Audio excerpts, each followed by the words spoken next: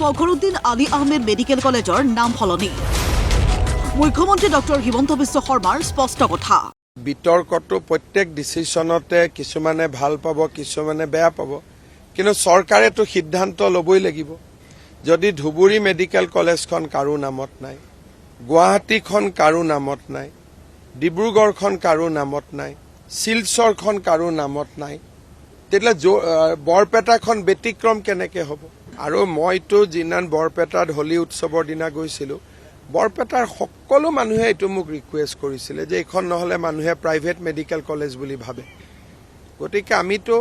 ৰাইজৰ মতামত লৈহে কামখিনি কৰিছো আৰু আমি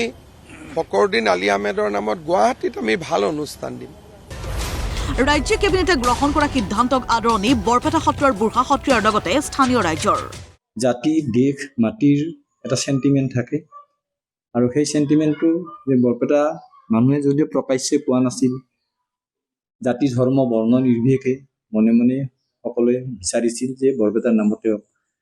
দুটা কথা বৰপেটাৰ নাম ক'লে তাৰ এড্ৰেছটো বিচাৰিব নালাগে কেবিনেট ডিচিশ্যন লৈ বৰপেটাৰ নামটো ৰখাৰ কাৰণে আমি তেওঁক ধন্যবাদ জ্ঞাপন কৰিছোঁ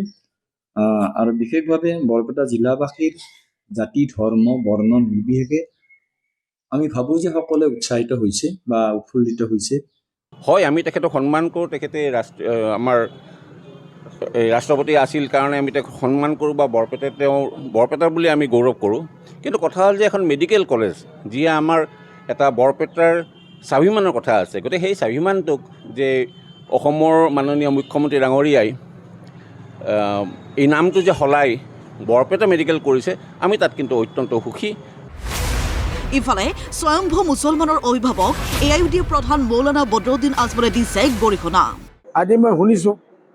কোনে ডাইৰেক্ট মানুহক যি কৰিছে বহুত বেয়া মানুহ এইটো কৰিব নালাগিছিল মুছলমানসকলৰ মিয়া কৈ যিসকলে দুখ দিছে এই মানুহবিলাকে আজি ফখৰুদ্দিন আলী আহমেদৰ নামটো কাটিছে অনলি বৰপেটা মেডিকেল কলেজ কি লাভ পাইছে কি শান্তি পাইছে আমি নাজানো যিমান নিন্দা কৰিব লাগে মই মোৰ পাৰ্টি মোৰ দল আৰু গোটেই মুছলিম সমাজে এইটো বেয়া পাইছে আমি দুখ পাইছোঁ এইটোৱে আমাৰ বেদনা এইটো মই চাই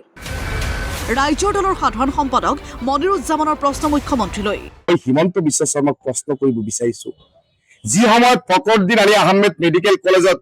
নিউৰো নাই ইউৰো নাই গেষ্ট্ৰলজি নাই বহুতো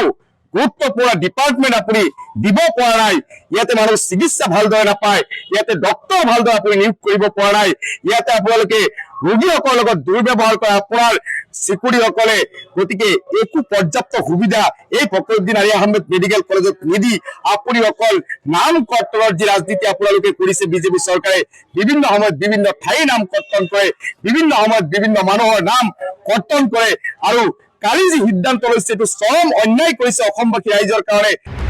এই সন্দৰ্ভত প্ৰাক্তন সাংসদ আব্দুল খালেকৰ প্ৰশ্ন বৰ্তমানৰ প্ৰধানমন্ত্ৰী নৰেন্দ্ৰ মোদীৰ নামত যদি মেডিকেল কলেজ থাকিব পাৰে ফখৰুদ্দিন আলী আহমেদৰ নামত কি কাৰণত থাকিব নোৱাৰে মেডিকেল কলেজ এইটো কিহৰ গোন্ধ ফখৰুদ্দিন আলী আহমদ জন্ম বিশ্বাসসূত্ৰে মুছলমান কাৰণে না আন কিবা কাৰণ আহমেদাবাদ মিউনিচিপাল কৰ্পোৰেশ্যনে এখন মেডিকেল কলেজ চলায় এখন পাব্লিক মেডিকেল কলেজ ৰাজহুৱা মেডিকেল কলেজ যাৰ নাম আছিলে আহমেদাবাদ মেডিকেল কলেজ 2022 চনত সেই মেডিকেল কলেজখনৰ নাম পৰিৱৰ্তন কৰি নৰেন্দ্ৰ মোদী মেডিকেল কলেজ কৰিছে দেশৰ বৰ্তমান প্ৰধানমন্ত্ৰী এজনৰ নামত যদি এখন মেডিকেল কলেজ থাকিব পাৰে চৰকাৰী মেডিকেল কলেজ থাকিব পাৰে ফখৰুদ্দিন আলী আহমেদৰ নামত এখন মেডিকেল কলেজ কি কাৰণত থাকিব নোৱাৰে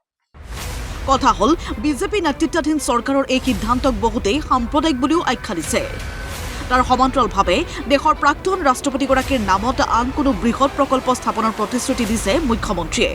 এতিয়া সময়হে ক'ব ক'ৰ পানী ক'লৈ যায়